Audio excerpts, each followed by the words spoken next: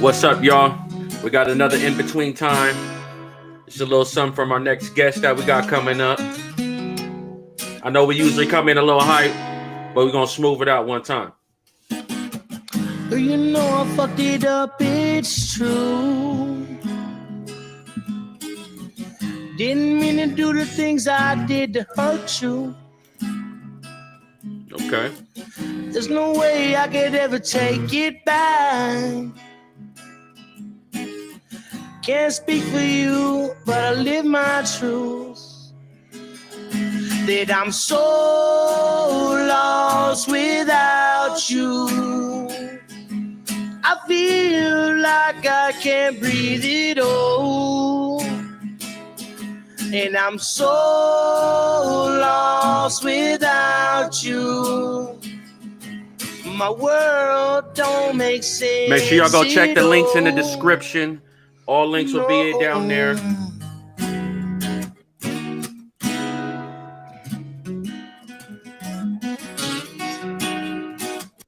That's a little something from our next guest that we got coming up.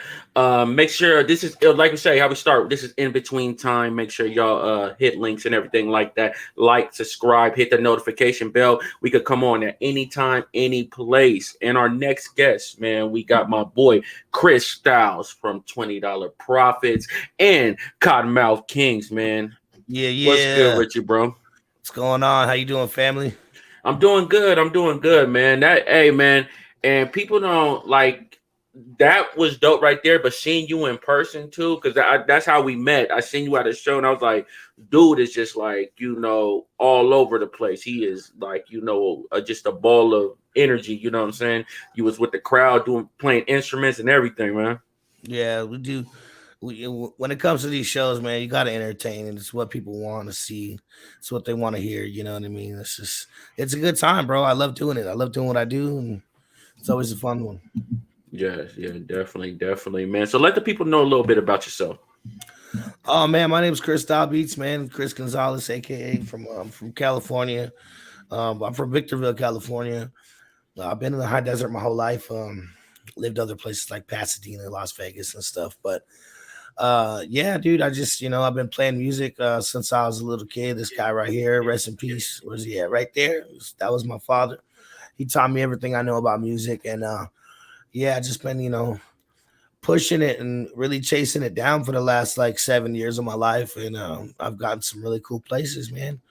But yeah, just always been this uncool kid from Victorville, California, who just happened to do some cool shit. You know what I mean? Nah. You're definitely making it happen, man. So who were some of your early musical inspirations besides your folks and everything like that? How did you get into music? Yeah, like ever since I can remember, bro, I've just been like interested in anything to do with music. It was, Ozzy Osbourne was my first inspiration. Like I loved Ozzy. I loved my dad's band and stuff, watching my dad and my uncles play. My dad was in a band with two of my uncles, and they were just top-notch entertainers, just like that could play anything. You can make anyone go, "Oh my god!"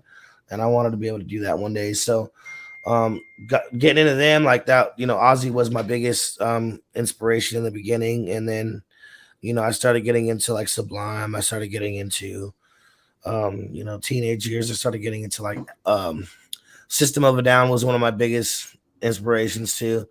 Moving along, like I loved Tupac growing up. I loved Dr. Dre. Easy E was like one of my favorite rappers. My first album I ever bought was Crazy Sexy Cool by TLC. Oh, classic. You know what I mean? That was my first album I ever bought. And then high school years like System of a Down, As I Lay Dying, Killswitch Engage, stuff like that. And then I started getting into more reggae stuff as I got older, because your life calms down a little bit. It's like a little less frantic, a little less crazy. So I started, putting my mental diet a little differently. So I started listening to bands like Ja Roots. I started listening to like Fortunate Youth, Tribal Seeds, reggae bands like Common Kings was like the band that made me want to start $20 Profits. So I started, Common Kings is, they rock with SRH too. It's funny. I started playing with Kottonmouth and then realizing that they were all connected to the same kind of people. It was like, wow. Yeah. Was that like an eye opener and everything like that? How I was gonna ask you, how is that like joining like an established legendary group like that? Was it hard to, or was it just like damn, it was like a dream come true or type of something? Yeah, it was like it was definitely a dream come true. It was when I got presented, with the whole idea of the whole thing, I was just like, man, like why me? You know what I mean? Like you Yeah. and D-Lo just told me like I like you as a person. He's like, Chris, he's like, you're a good entertainer and shit, whatever. But it's like I know Yeah. a million good entertainer and guitar players. He's like, but they're all scumbags. He's like, like I just he really dug me as a person and we clicked as as friends Yeah. first, you know what I mean? Yeah. Anytime would $20 price. See, what happened was is it didn't just happen, you know what I mean? So it wasn't like a big surprise. It was like at first I started making beats for D-Lo.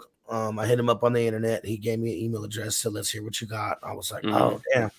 So I had to make beats for him for one of his albums. And then moving along, he was like, what do you want to do with these beats? Like, do you want money up front? Do you want back end money? Back end money means like you get royalties and stuff like that.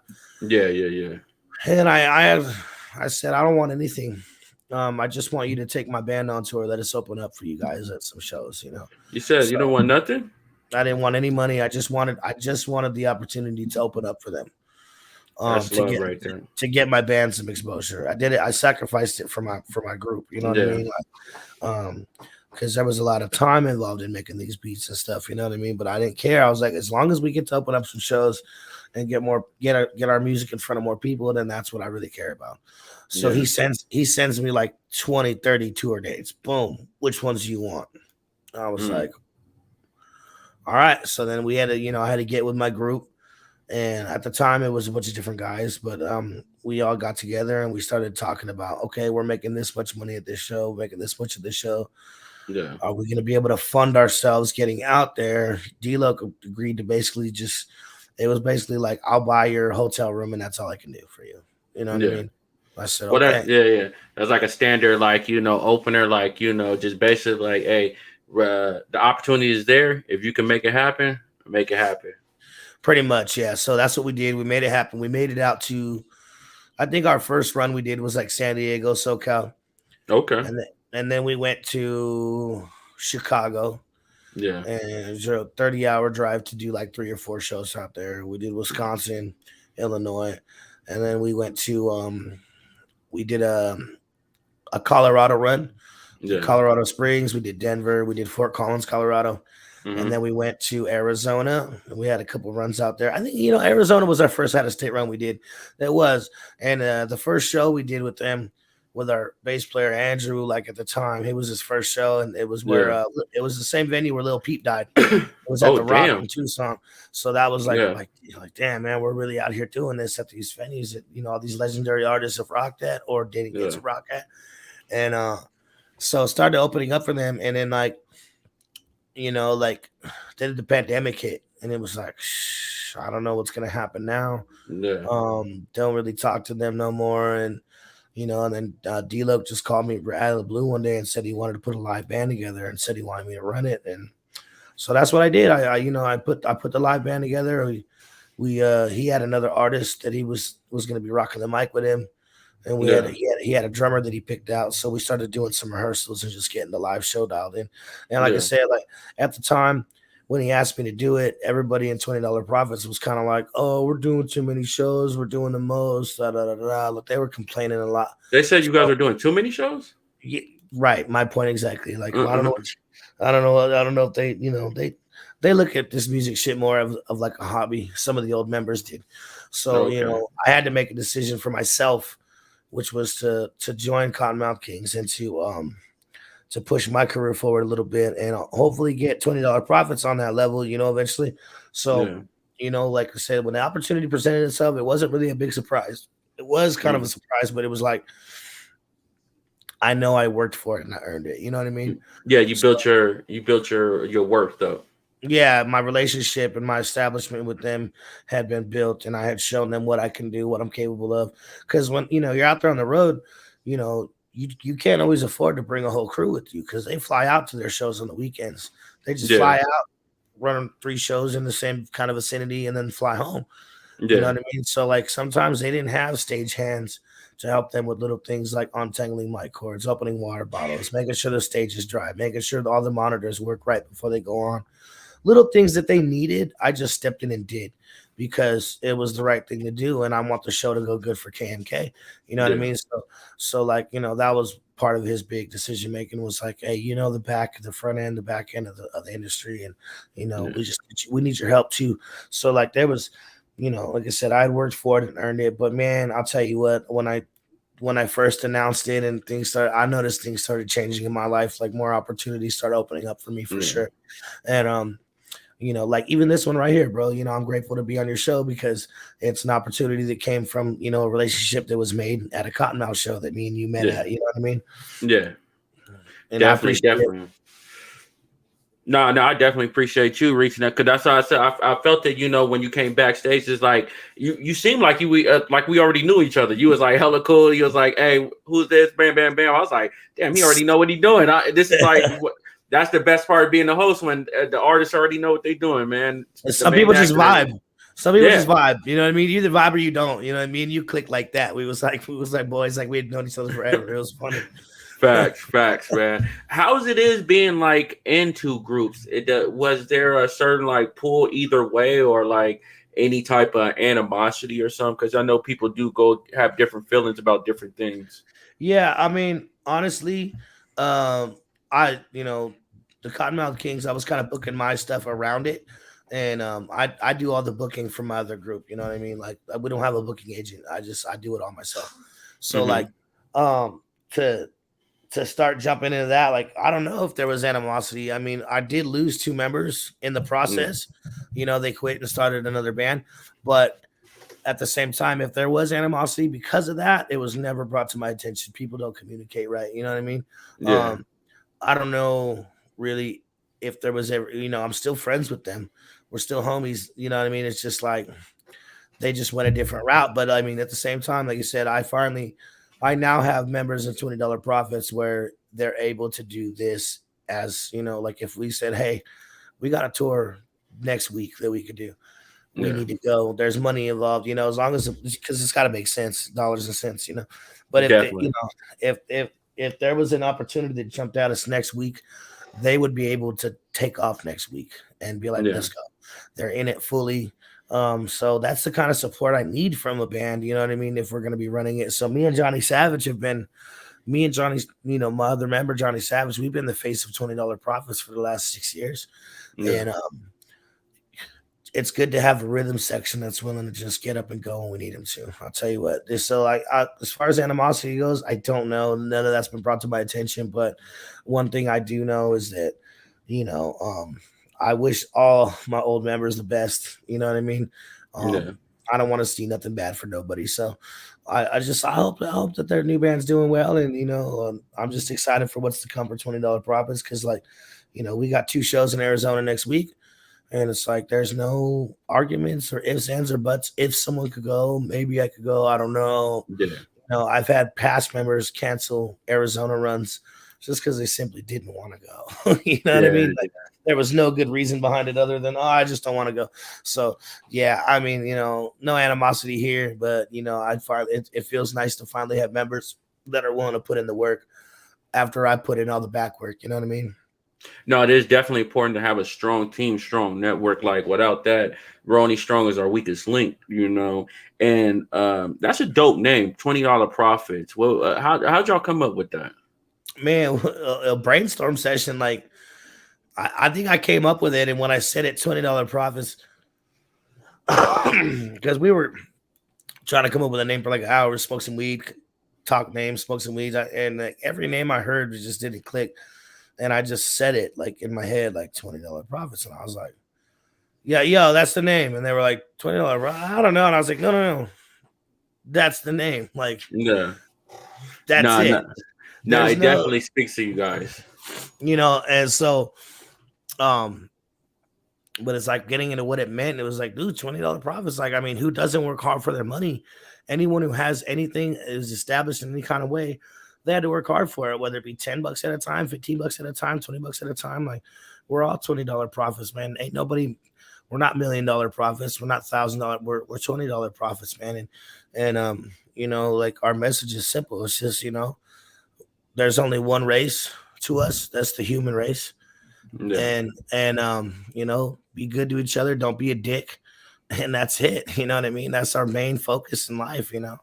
And so like yeah, the name just kind of came to me, but eventually it filled meaning up. You know what I mean? It's like, but yeah, it just kind of came. Yeah, that's dope, man. So you gotta I like your philosophy on things. Like, it seems like you're just a very just chill, just chill guy. You know what I'm saying? I know you seem like a guy that hates drama and all that. Have you ever always been like that? Just the guy that just does it and just relaxes, and you seem like you don't get frustrated a lot. It took work, bro. I used to get frustrated at shows when I was making the flyers, booking the shows, running the sound, running stage managing, making sure this band goes on by this time, this band, and I'm running the PA system, and I'm doing it. I was doing too much. I had too much on my own plate, and I used to get frustrated. Like I'm not perfect, you know what I mean? It took a lot of work and on myself to become as patient as I am. But yeah, I've never liked drama. I just always, when I get to focus, this is the face you get right here. Yeah. And I'm like, and people are like, oh, he looks mean. It's not that. I'm just focused. You know what I mean? I'm trying to. You guys are thinking about talking to me about whatever, and I'm over here thinking about why is that PA board not working right, or why is this happening, and then I just like go fix it. And it's like people are like, oh, he didn't want to talk to me. He's an asshole. It was like, nah, I just really just had a lot on my plate at the time. But since then, I got a new sound man. I got a new sound crew. You know what I mean? They run the soundboard. I got roadies to help carry equipment. You know what I mean? I got merchandise manager to run the merch for me. So really all I have to focus on now is booking, designing, writing, recording. You know what I Yeah. mean? This is like 4 or 5 jobs that I still hold true to myself, but I've given some of the other responsibility away. It took work, man. It definitely takes work, Yeah. but I'm not gonna say I've always been that way, but I'm glad that's the Chris that you see because I did work hard to become this guy. Definitely, man. Definitely, man. Yeah, you definitely doing your thing and all that. And was who put that initiative in your back to just be that guy to just like, was it like a family member, moms, pops, or anybody just be like, hey, I'm just gonna be a do it type of dude? Because that's a good trait to have. A lot of people always some people need to be told what to do, how to do it, or they see something wrong and still not do it right. No, it was definitely my father. My father was like he ran shows, local shows. Like he would book other bands. I mean, he's done 3-day festivals at Deep Creek where even Sublime has played at some of them. With when I was a youngster, before I was even like into music. But like, yeah, my dad taught me how to run a PA board. He taught me how to get lights together. I remember when I first started throwing my own shows. I was doing hip hop, and I had a show coming up. And my dad goes, hey, your show's coming up in a couple days. I said, yeah. He goes, you got all your ducks in a row? So what do you mean? He goes, all your ducks in a row. He goes, call your sound man, call this guy, make sure everything's in order Yeah. for, get it all. He's like, you can't just expect everyone to show up and do the right things after you talked to them a month ago. So my dad taught me how to network. My mom taught me how to hustle. My mom's always been a hustler, and my dad's always been a musician, and I kind of learned from both of them. But I don't know, man. Ever since I was little, I've always just been into this stuff. Like it's natural. Like I watched the roadies. I watched the guys on the side of the stage. I watched the guys in the back. I watched the guys at the soundboard. Like I've always just watched every part of the music, not just the performance. You know what I'm saying? Yeah. So every part has always interested me in some kind of way. And I guess, just my life leading up to this is just always kind of prepared me for where I'm at now. It's just something I've always, always, always been into. Yeah. So, and on that note, what is more, is the musical part or the business side of just handling everything, like the journey, the construction of putting the whole project together, the show? What is a better experience for you? What do you like to do more, or Be- what's more being easier? being on the stage is my favorite part. Yeah. Oh yeah, oh yeah. Being on the stage. The other stuff is a headache. It can be, you know what I mean? It's like, you know, I I've definitely had my share of hard times trying to get shows together or whatever, but like, Yeah. you know, yeah, there's nothing like being on stage and entertaining someone and giving them their full like I've had people tell me like I didn't even want to come out tonight. I didn't want to be here. My friend made me come and I'm so glad I came because I got to see you guys play. That kind of stuff right there is what I do it for. When Yeah. someone gets like necessarily expecting to get that night from the music, you know what I mean? But I just love entertaining people. I love putting a smile on people's faces. I love making them go wow. I love making them jump, dance, rock out, put their hands up, you know what I mean? Just is as long as we can be in that moment for that concert in that one little time, we're all one person doing one thing, and I try to make the crowd as much as part of the show as I can. Yeah, man, that's dope, man, and that's a big thing, that crowd love, that crowd reaction. There's nothing like that, man. There's no better feeling, man. What was your best experience at a show? Hmm. Best experience at a show. Um, Man, that's a hard one. It.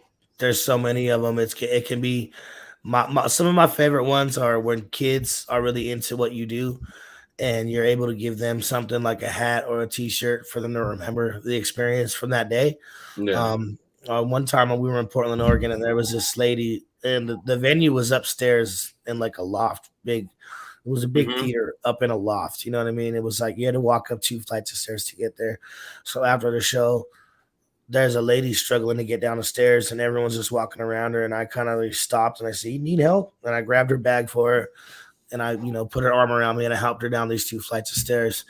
And everyone, I turn around and there's like 50 to 100 people behind me in this stairwell, and they're all just staring at me like, he's actually helping that lady out. Like, yeah, it, Yeah. Common it, courtesy. it doesn't matter who you think or who you want to think you are. Like, don't ever stop being a human first. You know what I mean? Facts.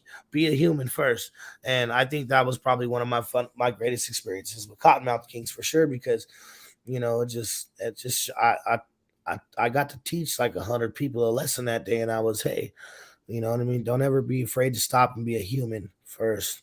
So that was probably one of the coolest experiences so far. Facts, man. Fact, that's a good lesson because a lot of people do lose themselves trying to do this entertainment thing, become outside. I guess you would say they guess they become more of themselves or come outside of themselves, out of character. Yeah, that's more of a persona than an actual, and people can see that if your character is just a persona and it's not something that you're living every day, people can relate to that. They can see through that fake stuff. You know what I mean? And I think that's like the most important thing is I always stay true to myself.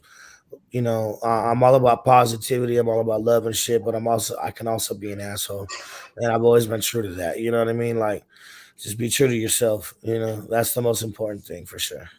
Definitely, definitely. I wanted to ask you. Let's go. I wanted to go back to the touring and everything like that because there's been a discussion within hip hop and everything like that about checking in and talking in. I want to know: do rockers, like people that do rock and everything, do they have to go through anything like that? What do you mean, like as far as like the live shows, like at the tours? Yeah, you know how like artists be touring and everything. Like, I guess some artists, they're affiliated with different types of, or if they want to go to certain places and everything like that. Artist Oh, Hoods you is talking talking about about checking in and you everything. talking about some hood stuff? Yeah, yeah, No, yeah. Do rockers ever go through that, or does any rockers ever, just go through any problems like that, with just yeah, different no, like touring and all that? it's not really like that because like a lot there's a difference like if that goes with your persona. In hip hop music, a lot of these fools want to act like they're gangster. They want to act like there's something that they're not, maybe, or maybe they are, and that comes with that life. You know what I Yeah, mean? Like, well, rockers aren't tied into gang life. We ain't claiming sets over here. We ain't doing all that. And you know what I mean? Like when you want to put out that persona, like you're a thug and you're an outlaw and you're a gangster, then that's what you're gonna get. Yeah, you got to check in, you got to do all that. But the rock bands, no. I mean, $20 profits. We played in Watts, we played in Compton, we played in East LA. You know what I yeah, mean? We played in Chicago.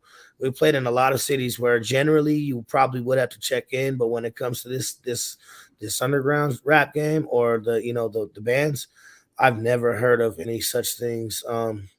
Because we don't claim that, and we're not a part of that world. You know what I mean? Yeah. I know about the world, you know what I mean? Like I said, my mama was a drug dealer growing up. So was my dad. And I know a lot about that shit, but I don't get involved and I don't claim stuff because that's just not who we are. So I've never seen it, not personally for any bands. No. Okay, yeah, because I always said that like a lot of artists like other like genres don't really go through that. I understand like people do talk or rap about that, but it's like I always thought that I was like damn, do rockers like because I know some rough rockers like I've been on seen some rock shows and some cats is like damn they basically white thugging they out there beating motherfuckers up what I'm saying pressing and everything what I'm saying so I always thought like I wonder do they go through things like that.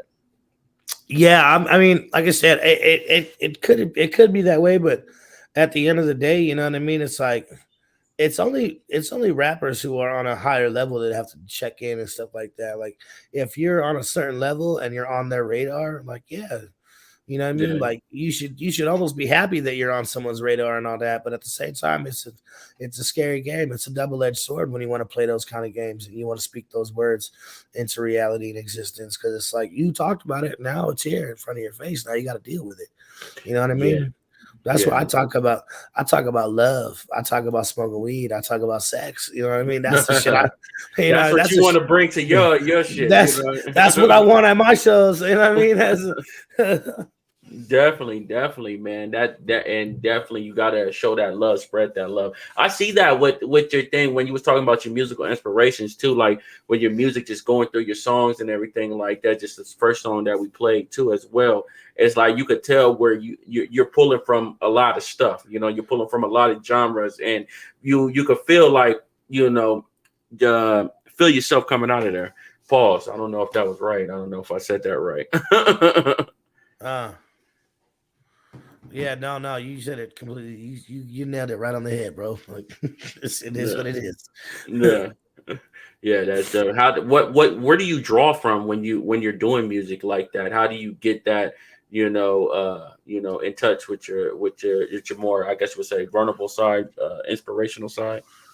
Oh man, it's just like the last like 2 years, year and a half of my life has been a lot of pain, and you got to get in touch with that pain sometimes. I think for me personally, I realized a lot of people who win Grammys and do really big things in music, it usually is a song that a lot of people can relate to. And Yeah, for me, like I know a lot of people can relate to being hurt from love. A lot of yeah, people can relate to losing someone. A lot of people can relate to just wanting to have a good time tonight and forgetting about all that. So I think about these things, and I watch what a lot of people listen to. Like these days, like if a girl is going through a relationship problem, like a breakup, not to be sexist in the vibe, but I'm saying, of a female energy, a feminine energy, usually the first thing they're gonna do is they're gonna go listen to sad music during their sad times. It's yeah, like I don't know, and most fellas I know or people of a masculine energy are gonna be like, fuck that. I don't want to listen to nothing sad. I don't want to yeah, see nothing sad. Nah, nah, nah. And they try to forget about it and put it away. At least, for myself for sure. That's how I've always been. yeah. I don't We want to always be play ourselves on that though, man. We always, yeah. you'll see some shit, you be like, hold on, man. No, Yeah. no, no, no. This ain't can't be. Exactly. So I try to write on both sides of the spectrum. Because at the end of the day, I can write whatever I want to write and it could be cool, but like you still gotta give people what they want to see and what they want to hear. So I try to get in touch with some of my pain that I felt and deal with recently and put that into songs. And like that one that you were just playing at the beginning, you know what I mean? That's a real feeling that I felt. And those are real words that I put down in that song. And without having to go through certain things, I wouldn't have that song. So I'm still grateful for all the trials and tribulations I've been through in my life, to be able to write those songs. But at the same time, like those songs come at a price for sure. I've written songs where I've literally just started shedding tears just writing the song because Yeah. I felt it. You know what I mean? It's like if I can cry when I write a song, someone might cry when they hear it too. You know what I mean? Yeah. Hey, so y'all, when y'all see this man, y'all thank this man because this man is pain is y'all entertainment. It's pain, man. It can be painful. We live a No, different life too. Like most people when they go to work Monday through Friday, and then they got the weekend to kind of just let go. And it's like a lot of us work on the weekends, and it's like so Friday, Saturday, it's big fun, big party time. And then Sunday comes, it's recovery day, and then here comes Monday, and it's like then you're just stuck with those feelings and those thoughts while the rest of the world is turning, and that's your time to kind of get in touch with yourself and write music and be productive in yourself. And for a long time, I was doing both. You know what I mean, working and doing music. I still am. I'm just working more part time these days. yeah, But you know what I mean, like it's you have a lot of time to reflect when you're a musician. yeah. You You know what I definitely mean? do. Which can be a bad thing. It can get dangerous, you know what I mean? But for the most part, as long as you keep it under control and you stay on top of your money, and you give yourself a certain amount of sunshine every day. You make sure you wake up, shower daily, and get yourself that sunshine. And you know what I mean? Like there's certain things that fight depression, and that taking care of yourself is one of them. Financially and hygienically. Um, and also, just like say, like keep yourself busy and get a certain amount of sunshine every day, get a good night's sleep every night.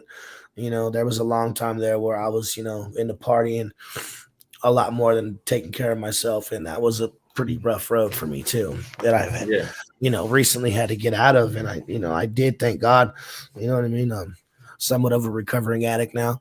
And, it's just like it's been rough, you know what I mean? But yeah, it's a different lifestyle being a musician, and you got to make sure the time you have is spent well, or else it'll grab hold of you for sure. Pain.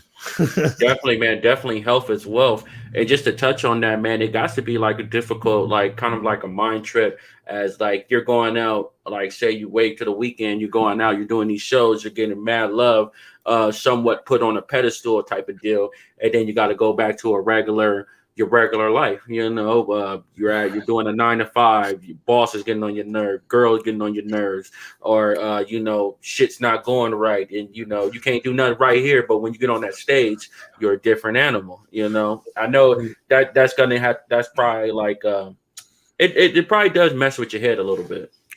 It can if you're not humble. You got to be Yeah, humble. It goes back to yeah, being humble. You know what I mean? When you go back to that job or whatever, you're just like, even just because you're on a stage don't put you above anyone. You know what I mean? Like you're just like everyone else. We all got to struggle. We all got to pay bills. So as long as you don't feel like you're better than anyone, then going back to that job won't feel so bad. You know what I yeah, mean? I going back to work. It's like, yeah, okay, now I'm Chris the janitor, and I'm cleaning it or whatever. yeah, I'm the guy who's got to do all the work that no one else wants to do at work or whatever, and that's my job, and I get paid less than this guy, whatever. But you can't let it screw with your head. You just gotta just be grateful you have a job and do your job. You know what I mean? At the end of the day, being content with your life. You know what I mean? If you're not content, then yeah, you're gonna be an asshole and you're gonna act like you're better than you really are, and yeah. that's never the way to go. So that inner happiness is more important than any success, like your job success or anything that Mhm. inner like your inner peace with yourself. That's more important than anything that you could probably bestly Uh, going through right now, right? Yeah, definitely. I chased success for years, and in doing that, I lost a lot. You know what I mean? So when I finally did have the success that I had, it almost meant nothing to me because I lost everything else. In my, Mm, I lost my family. You know what I mean? I lost the ability to see my stepson. Just a lot of things. Hit me the wrong way. You know what I mean? Like I was a dad for 10 years, and I was sacrificing dad and son time as to make it, and I to be successful and to show this boy like, hey, you can actually do something if you try. But I sacrificed a lot of weekends, a lot of birthday parties, a lot of time. And then when I finally attained the success that I was searching for the whole time, I didn't have my family no more. And it was like, damn, like, what does it really mean without your family and your love? You know what I mean? So you got to make sure you tend to every, it's hard to make it in music and still keep your family together and stuff, I would say. But yeah, like, had we just somehow made it, then once you get to the other side, it's so much easier. Like, you know what I mean? Like I could totally see myself being a family man and a music man now because I'm able to manage my time better. But when you're grinding to get there, it can be hard and you can't figure it out. So like, yeah, the success can mean nothing if you're not happy on the inside. And I wasn't for a long time.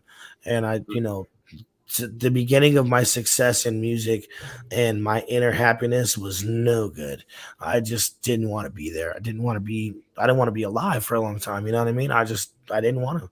I was like, who wants to live in a world where they're this fucking miserable and you finally have everything you want? Yeah. You know What what I helped mean? you?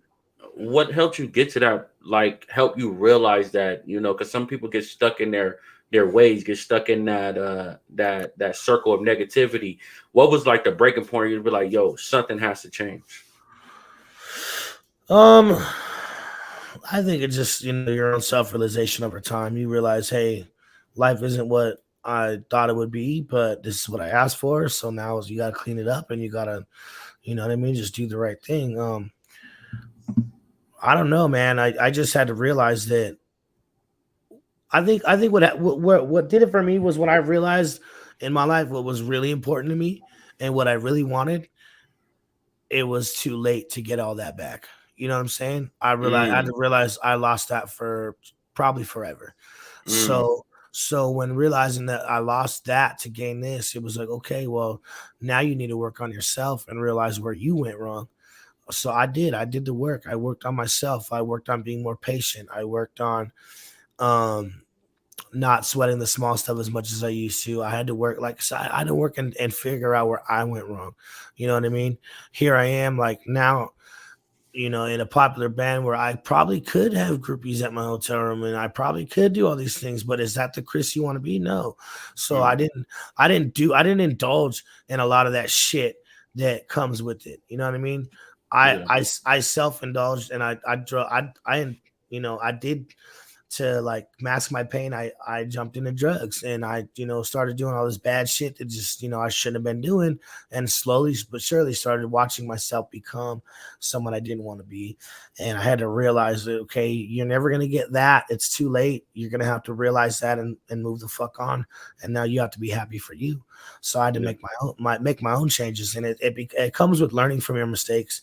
It comes with realizing what's important in life, which isn't always money or success.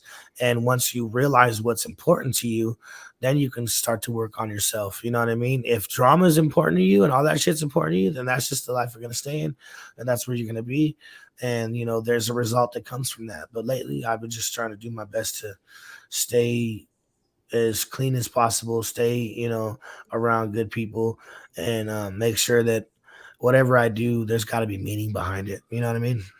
Definitely, man. Definitely. And best of luck on all that, man. Because I know it could be hard, man. Everybody goes to the trials and tribulations, but we definitely glad that you got out of it and we can see the Chrisstylebeaats that's here right now. So that's That's right. always a blessing, man. What's the best advice you ever had that you ever got? Just not give up.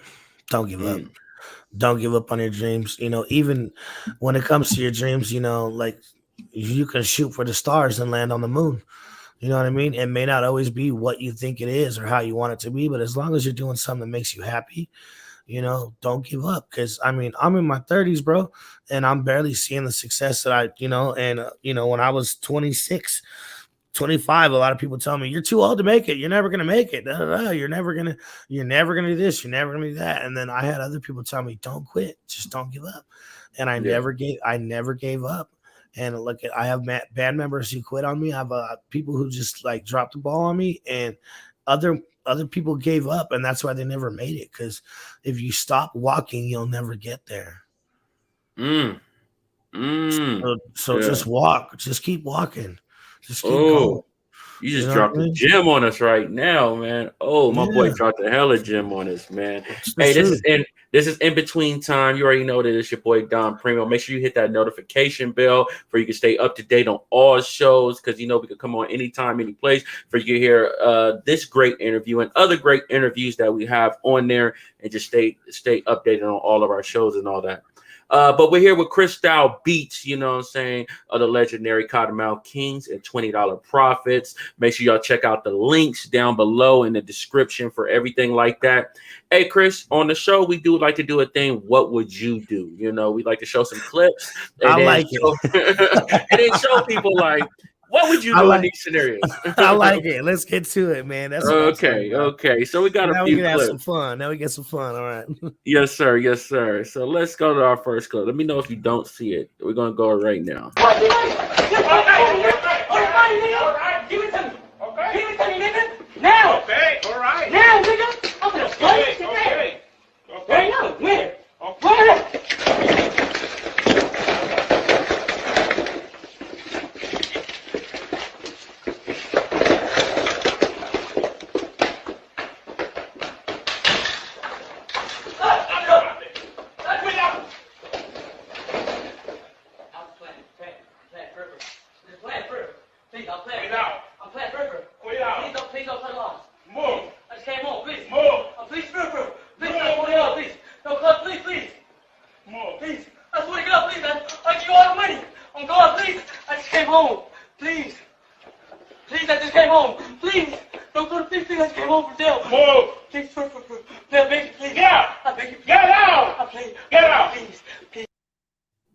How you gonna do a robbery then talk about I'm just playing now?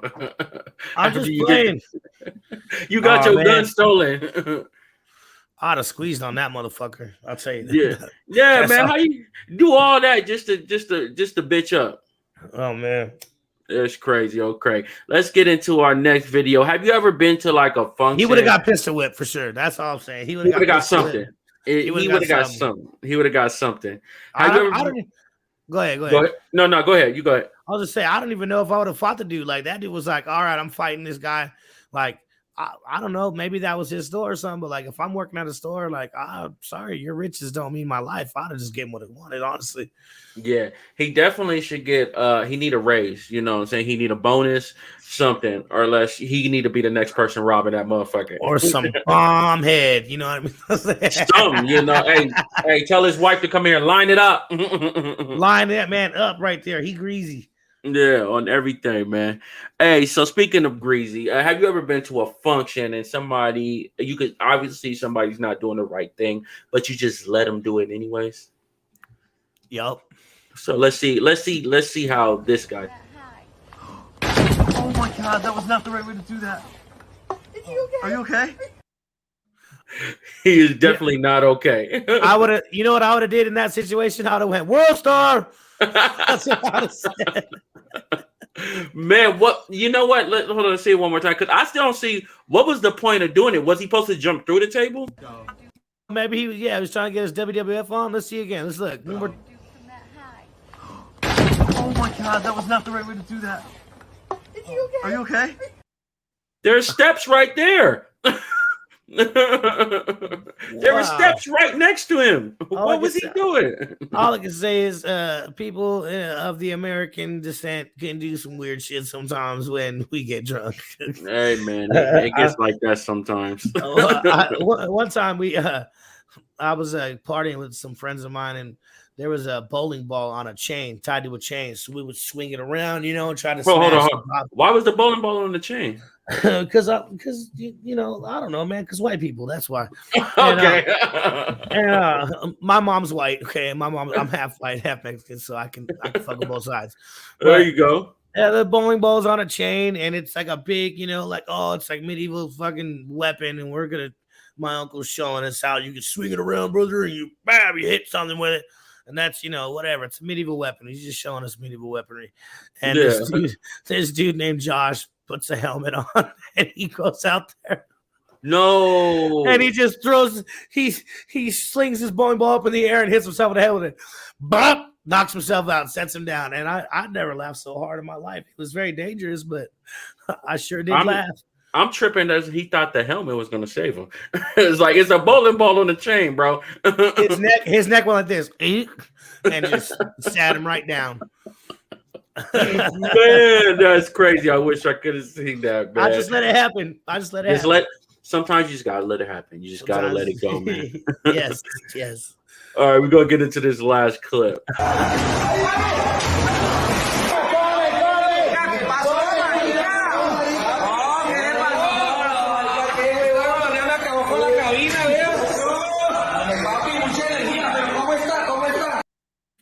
That's what happens when you lie and you lie on your resume.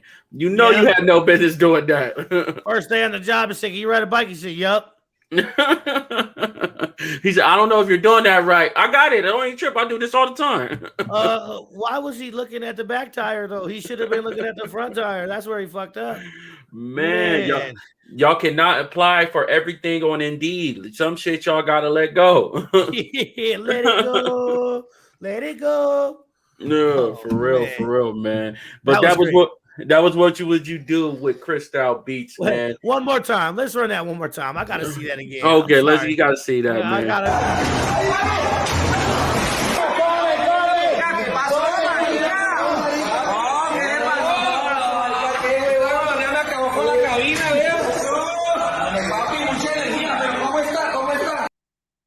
He got pegged. Looking like that face. Okay, with that face right there. He was looking at the place he landed. He was looking down at that thing, going, "I hope I don't go there." And he went right there, like right there. He should have kept what they always say: keep your eye on the ball. When it comes to your path, this is a good learning example here. When it comes to your path, you only need to be focused on where you need to go, not where you shouldn't go or what other people are doing. You worried about what other people are doing, you may end up on your face just like that. Just don't be yourself. That guy. Just you heard it here. You heard words of wisdom from Chris Styles, man. Hey, keep your eye on your own path. Know where you're going before you find out where you're about to go. Exactly. Which cannot go well sometimes. Definitely, man. Hey, but we want to thank Chrisstylebeaats for dropping by, man, hollering at us, chopping it up with us, man. Any descriptions, all the links and everything, we're going to have his IG and everything, so you can hit him up, look up for tour dates and everything like that, show updates. And we know we're going to be reposting them on the Street Team Worldwide IG page. So look out for that. And hey, brother, I thank you for appreciating, giving us the opportunity. Hey, Don, man, thank you so much, bro. Like, hey, I had a good time today talking with you and discussing all these things. And I'll definitely be putting this out there and sharing it. But I appreciate you for hitting me up, bro. It's always a blessing if someone wants to work with me. And you know what I mean? I appreciate the blessing, bro. I really do. Nah, I definitely felt the vibes all top, man. That's why I said I got to connect with you when we had an opportunity. Whoa, I wanted to go to that Head PE show this weekend, but I'm going to be in Arizona now. I'm like, I was going to be there, I'm going to be there, man. I'm going to shout you out, bro. Hey, well, check it out. $20 Profits has a song with Head PE we just released on our last album. It's called Lonely World. So check that joint out, man. It's it's a song with me and Jared from Head PE. And that's one of those things where I met him a few times messing with the Kings and here and there. And like I did the song for him and told him, "Hey, how much money you want, man, for this song?" He goes, "Keep your money, man. Just keep grinding." There's one of those affirmations, like, you know what I mean? Like, he sees us doing the right thing and he didn't want to charge us a dime. So shout out to Jared at Head PE, man. He's a real one. Definitely, man. Shout out to you, man. You're a real one, bro. You know what I'm saying? You definitely deserve all the success that you're getting, and just keep on, man. And man, good luck on the show this weekend in Arizona and all that, man. And just keep on doing what you're doing, man. We definitely appreciate it. Thank you, bro. I appreciate you, Don. You the man. Thank you. Like we say, man, y'all hit us up at on Street Team Worldwide. Everything. Hit that notification bell to stay updated on all shows. You can catch this show and many more, and also our reaction videos too. Check that out at Street Team Worldwide on our IG page and YouTube page. And y'all know the deal, man. Just holla at us and just, keep on doing what y'all doing, man. We appreciate the support. Make sure y'all comment. Help us out in the algorithm, man. But this is another In Between Times. Thank you very much. You already know what it is. Let's go. God bless.